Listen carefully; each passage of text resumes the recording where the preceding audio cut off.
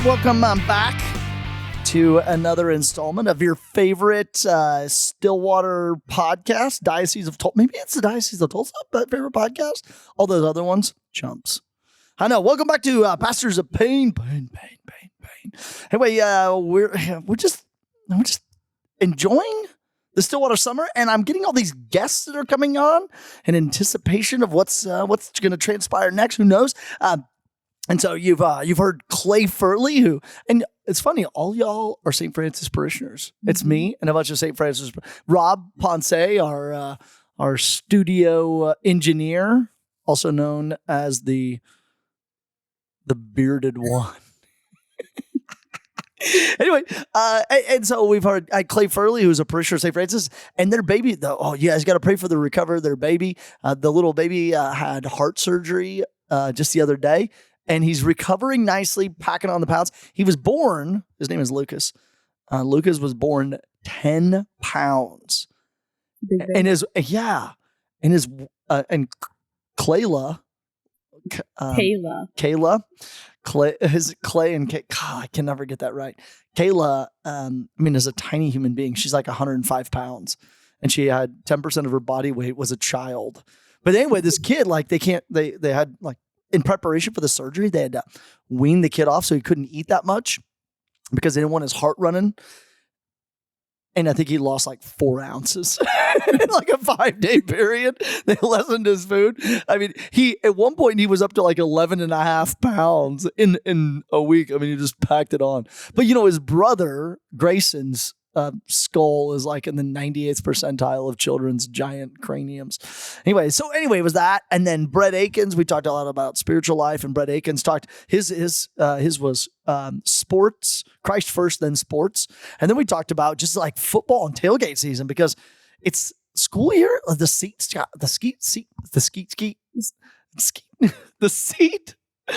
students are showing up on campus.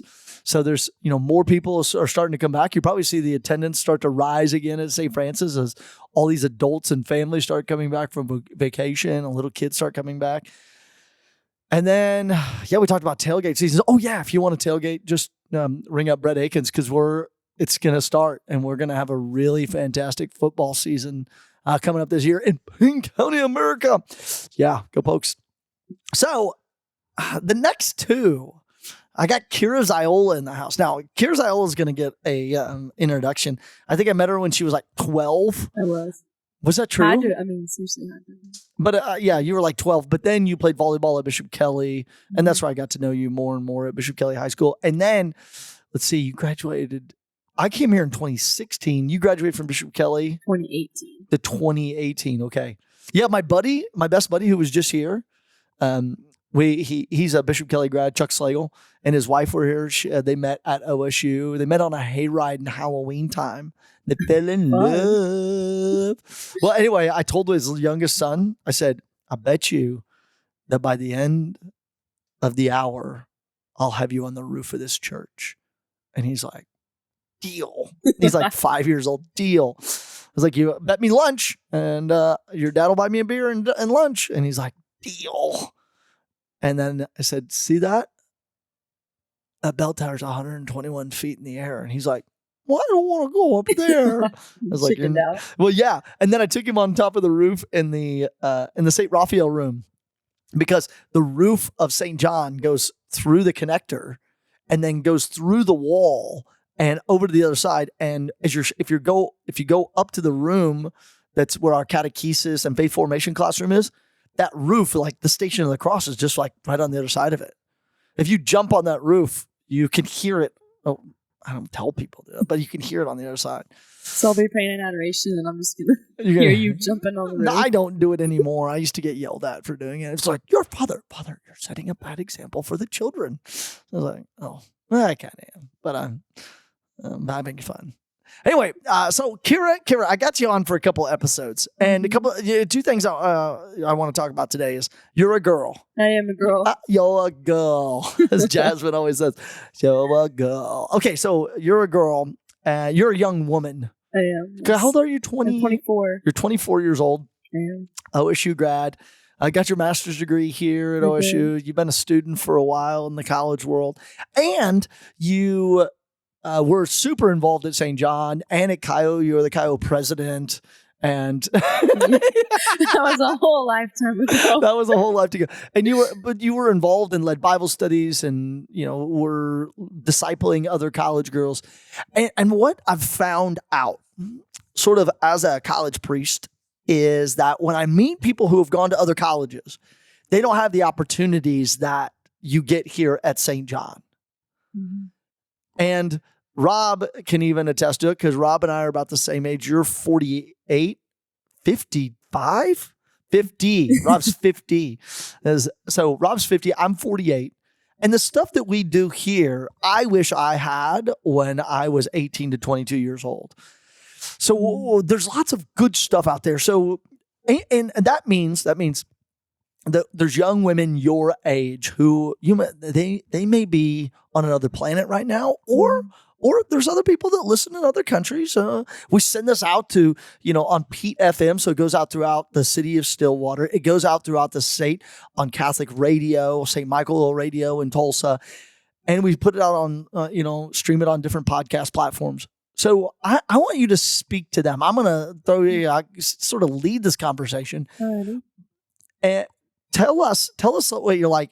When you're in high school, you're Bishop Kelly, you're 17, 18 years old. What was your faith life like? Give us a little, 2-minute fervorino testimonio, and then I'll keep plugging you along. I'll say, first of all, I'll start with women in faith life. I'm going to start with the word relationship. It's going to be a theme.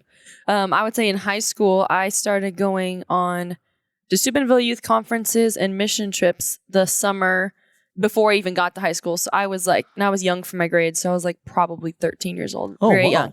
Anyway, so it started and I got invited because relationship of friends, my sister. I didn't have a relationship with Jesus, but the invitation is kind of what planted the seeds. And then I was grateful that Bishop Kelly had retreats for every year. I wasn't able to go my freshman year because of a volleyball tournament of some sort, but I went in the sophomore girls retreat, then in leading sophomore girls retreat, going on search, leading search, that type of thing. And so my faith life was based on relationship with other people, but I knew that there's something there and God was planting the seeds. And so I had the opportunity to go to mass before school on Friday mornings. Oh yeah, that's 7:15. And my sophomore kind of junior year, I just had a desire to go to mass. I loved mass. I didn't know why, but I just kind of had a thing. So sometimes my dad would come with me before work. Sometimes I was just there by myself with some classmates. But did you go to mass because there was a cute guy serving mass that you wanted to meet or something like that? I did have a boyfriend at the time for part of it. He went for some. But flirt to convert, as they say. But I went even after we broke up. So it wasn't just because of him. Did he keep going? A little bit. Oh, okay. Yeah, we'll pray for him. Great. Anyway, so I had those opportunities of mission trips with my home parish, St. Benedict, and also with high school. And so the combination of that, and then my mom had a regular adoration hour. And so every once in a while I'd go with her on Wednesday mornings in the summer. Oh, wow. Okay. And I just kind of God planted some seeds and that's kind of my high school faith life. It sounds like relationship with others, relationship with God.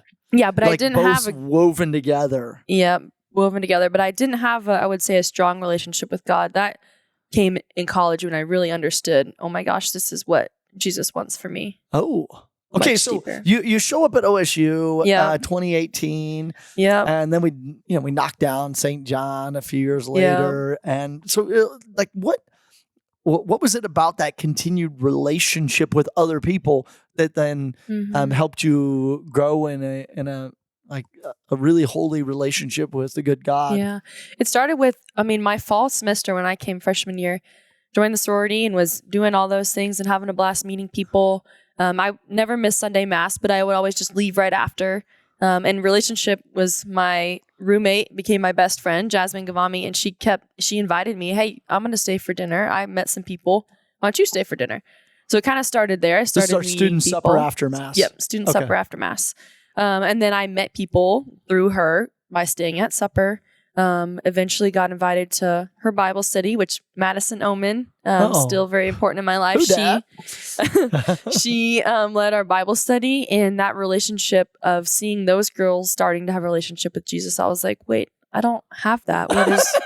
What's going on here? What? I don't have Anyway, that. so that's kind of how it really formed. And then relationship was Reagan Tollett she wasn't even married yet, but missionary. Now Reagan Caldwell, she kind of invited me into discipleship, and the relationship she had with me showed me her relationship with Jesus, which then led me to a pretty deep reconversion of learning how to have a relationship with Jesus in prayer and throughout the day and that sort of thing. Whoa. Beautiful. Yeah. Okay, so what are some of the things you like that also relationship, and then how that relationship turned into a relationship with God and with these friends? What were some of the tools that helped you out along the way while you were in college going through this? Mm-hmm. I would say the personal invitation is so important, but I mean, it was just sitting in front of the Eucharist that changed my life. But it took the invitation for me to get there, to sit in front of Jesus in the Eucharist. What do you mean by sit in front of Jesus? I didn't know how to pray, so I was like, I'm going to go in. And you mean after? I mean, you're raised in a really good family. Yeah, I like your parents. I know. You went to Bishop Kelly High School. I did. Who taught you how to pray? For some reason, I know that I was taught in theology classes and such, but for some reason it didn't stick. Some of it did, I will say. Like theology, I remember Mr. Coughlin, he would take us and he showed us Ignatian type of prayer. He showed us Lectio Divina. So he does a really great job of that. He was the best. So I didn't have a good basis there, but I didn't know how to talk to Jesus as a friend. I knew the knowledge and the intellect stuff, but to sit with Jesus and kind of allow myself to listen to him, I think maybe that was the key. I didn't know how to listen to Jesus. I would sit there and blab my brain. I wasn't saying it out loud. There was other people in there, but in my head, I was nonstop. And then I finally was like, wait, I want to sit and learn how to be in silence and to learn how to listen to Jesus. Okay, so how do you sit and listen to Jesus then? So this is you talking about yourself, telling other people who are 18 to 23, like in that college time frame when you're learning to, and maybe these people are like, wait, listen to the voice of Jesus. Yeah, here's how I learned. I can't remember who taught me, but I will get into the chapel sometimes and I'll write a letter to Jesus and I'll say, dear God, and I'll, write what I'm praying about, what I'm thinking about. And once I get to the end, I let myself just kind of sit for 30 seconds. And then I let Jesus write a letter back to me. So I'll hear Jesus will say like, dear Kira. And then he always starts with, I love you. And I can hear it clearly. Whoa. And then I allow myself to just listen. And I just I write whatever he tells me. And then after I kind of sit with it and I'm like, every time I feel a deep peace, I'm like, gosh, he's so right. He loves me. Anyway, so that's like one of the good ways to learn how to listen, because when I'm just sitting there, my brain goes, a million miles. My parents know I don't ever sit still. Anyway, but I can now. I worked up to it. I didn't start with an hour. I started with 10 minutes and then slowly worked my way up. But if I just sit there and me personally don't have anything to write, then I go a million directions. I'm like, was that God? Was that the devil? Was that my own thought? Was that whatever? Anyway, so the writing is very helpful to me it just helps me write through it, because then I know the voice of God. And I heard, and sometimes I go back and forth. I'm like, was that God? And I just have to trust and just write it down. And trust what I've learned from other priests of, discerning. Is it causing me despair? Well, then that's not from God. That type of stuff. But I also had a priest say once, like, if you don't know God's voice, like God's voice isn't going to be like Father Kerry's voice, like being loud, or Rob's voice, whatever. But ask yourself, like, Jesus, do you love me? And like, listen. And Jesus is almost always going to say back, of course I love you, or I love you, but it's your own voice. And so learning that it's not going to be like in a female brain. It's not going to be, Kira. Yeah, it's not going to be a male voice. It's going to be, Kira, I love you, my voice. But it's led by Jesus. So anyway, that's what the journaling is definitely where I would start because it helps direct it and not go all over the place. I sometimes call the college girls little prayer journals my little girl prayer book or my my love journal to you Jesus. make fun of them? I'm not making fun of. I've given them names. Okay. My Jesus, I love you book, little girl prayer journal. Well, the difference too, I mean, the difference of men and women too is, I always love this analogy I learned a while ago, is women ask women to go for a walk or to go to coffee. Men ask men to go golf or like they like do something and then they'll chat. But girls, like, we can sit, for hours. And so like maybe that's why in prayer, women like relationship with Jesus, we're just sitting and talking, which is something we love to do anyways. Yes. Versus, I don't know, you guys would have to speak about how it is with the man. I don't know. I don't understand the male brain. I'm gonna bring a knife and a hunk of wood and carve a statue of Jesus and give myself 20 stitches in the thigh. Yep.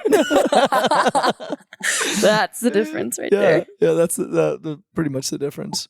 Yeah.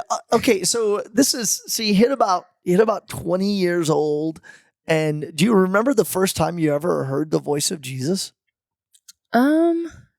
No, I can't pinpoint anything. Well, maybe kind of. I can pinpoint like my reconversion kind of day. At the time I was dating someone here, and I just kind of had this, it was just a random evening, and I just had this feeling of, you need to break up with him. Dump him. And I was like, what? It was new. There was, nothing really going wrong at the time. And it was so deep, profound. And I guess that's the voice of just like, you need to break up with him and you need to learn how to be in a relationship with me first. And so I kind of just did. And I just remembered from that next moment on that Lord was like, this is what you've been searching for. Because I had wrote in my journal in high school over and over again, like, something is missing. Something is missing. I'm not sure what it is. Something's missing. Oh. And I got that fall of my sophomore year, and it just clicked. And I was like, I had the friends, the grades, the family, the sorority. I was going to mass, all that stuff, but I was still missing something. And I finally understood it was my foundation and has to be Jesus Christ. And he has to be first over all of those other things. Wow. So yeah.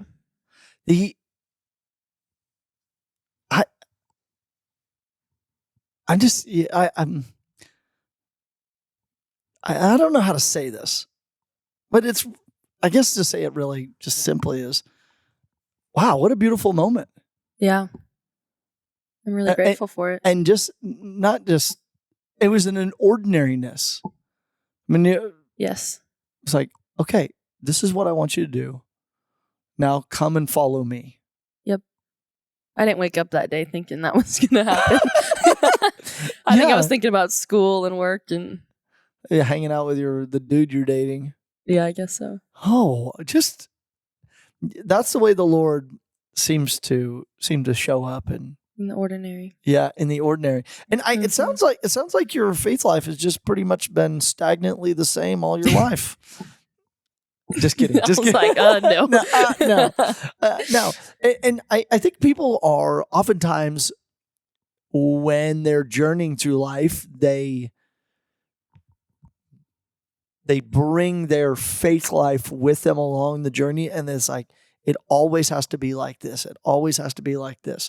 If you have a life of faith at the age of 8, 18, 28, 58, it's like, oh, it's always going to be the same. But you're saying it's like, because you're in relationship with both God, with friends, those friendship relationships change too and become more and more dynamic. And your friendship with the living God is also the same way. It changes and becomes more dynamic and rich and beautiful because like your friend DJ Jazzy Gavani. Yeah.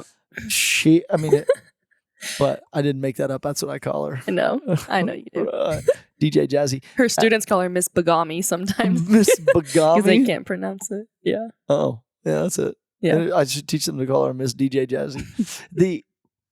I mean, your friendship with her is pretty different than it was probably when you all were in high school. Very much so. Because even I have the large majority of my friends are either engaged in a serious relationship or married. And so our relationships have all changed due to that. The friendship changes when you get married, which is a good thing. Yeah. But just learning how to change that, and then how both of our faith lives have changed separately, and how we've both grown in our own ways, but yet in similar ways at the same time.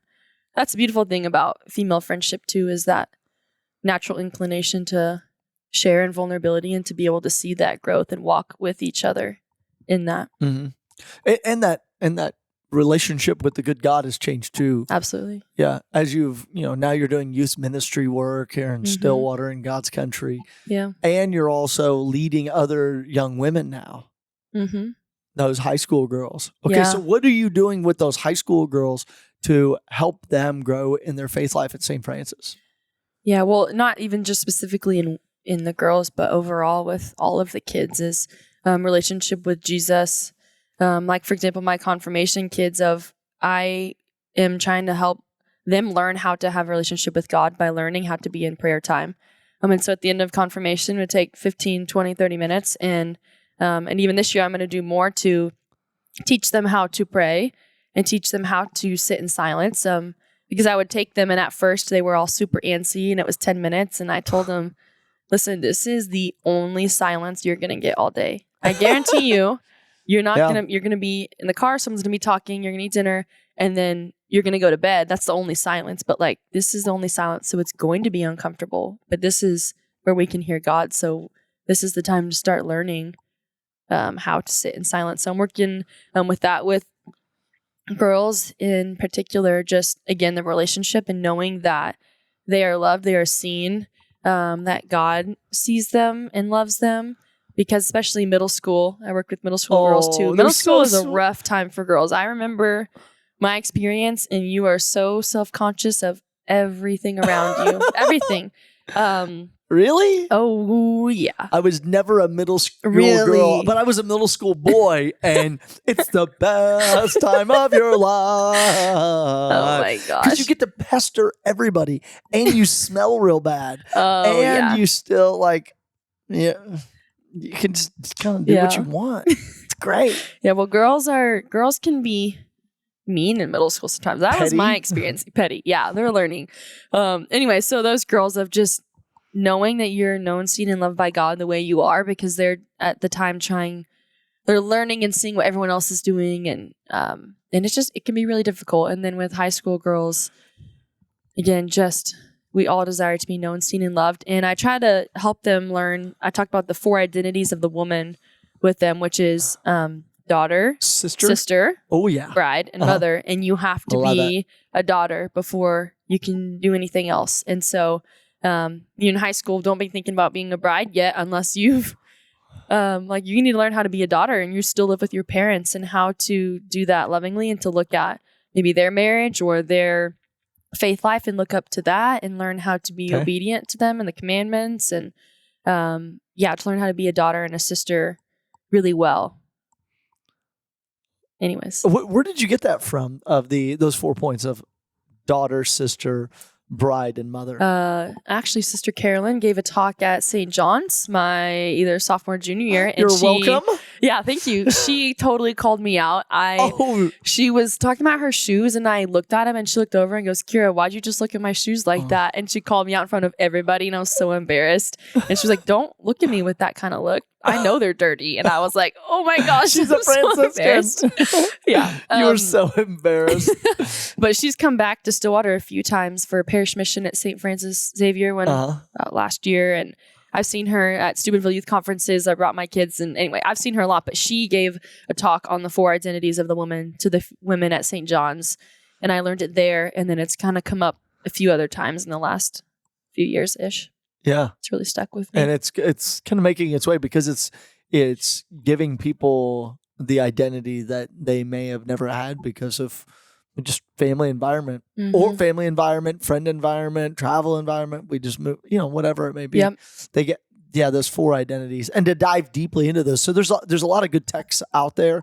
If you just Google the 4 identities of woman, of daughter, sister, bride, and mother. Yeah. And I ended my school year with separating the girls and the guys, and guys talked about whatever the manly stuff is, and I talked to the girls about the 4 identities of the woman, and they seem to all be very interested.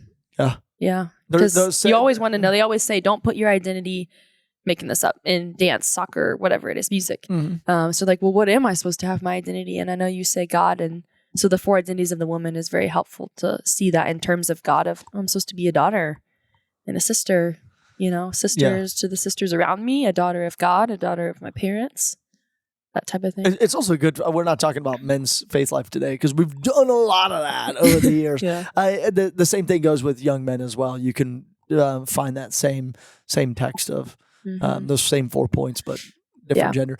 Okay, so you're doing this with helping high school girls, and how are they taking to it?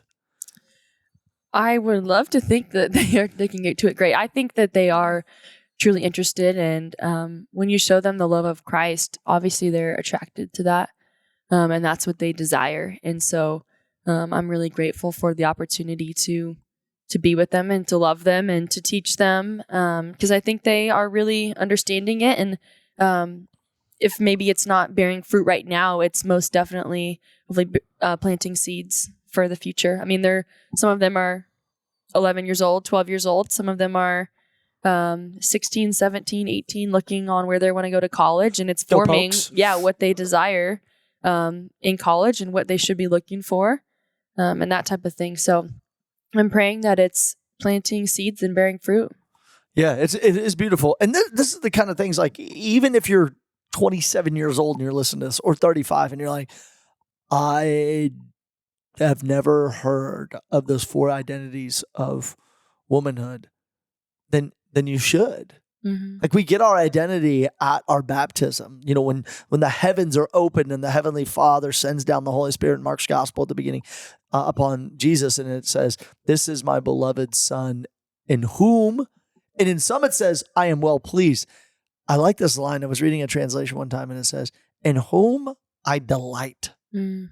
It's not like I'm well pleased, like, you did really good, Kira. I'm so proud of you. I'm pleased with you. Yeah. I'm pleased. And he's like, no, because of who you are, I delight in you. Yeah. And for the moms listening to this, like that, the vocation of, bride and then mother, I mean, they can see that their relationship with God has changed from being just a daughter to a sister to a bride and now to a mother, how different that relationship with Jesus has changed and grown, but also how it's fundamentally the same. At the same time, they also have to be a daughter and a mother, Yeah. I'm